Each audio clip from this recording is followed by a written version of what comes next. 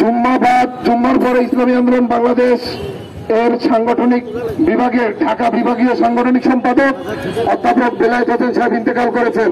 ইন্না লিল্লাহি ওয়া ইন্না ইলাইহি রাজিউন। আমরা তার জন্য দোয়া করব।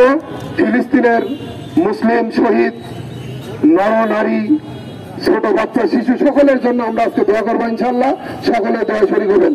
এখন দোয়া মোনাজাত পরিচালনা করবেন ইসলামী আন্দোলন বাংলাদেশ কুষ্টিয়া জেলার সংগ্রামী সহসভাপতি কারি রাহাতার বিশ্বাস।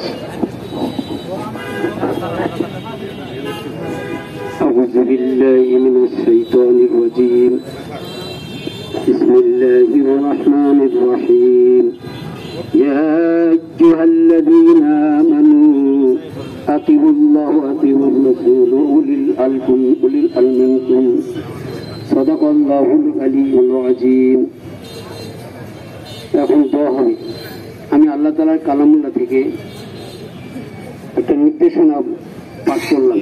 আল্লাহ পাক বলেন, হে ইমানদারেরা, ইয়া আইয়ুহাল্লাযীনা আমানু আতিউল্লাহ ওয়া আতিউর রাসূল উলিল আমরি মিনকুম।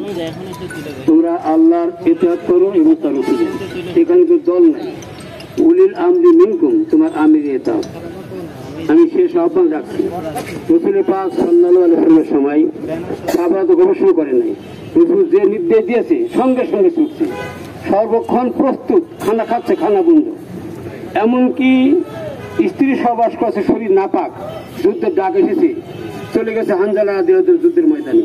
আজকে পীর সাহেব হুজুর সেই ডাকের অপেক্ষায়, যে যেখানে আছে ঋণ মুক্ত অবস্থায় কান পেতে থাকো, হুজুর যে নির্দেশ দেয় কোন শিবের এই আয়াতের আলোকে তোমার আমিরের ইজাত করো। আমরা আল্লাহর ইজাত করি এবং রাসূলের আর আমার আমিরের। এই জন্য যখন যে ডাক আছে ইনশাআল্লাহ আমরা সবাই সেই ডাকে সাড়া দেবো, সকলে আমিন।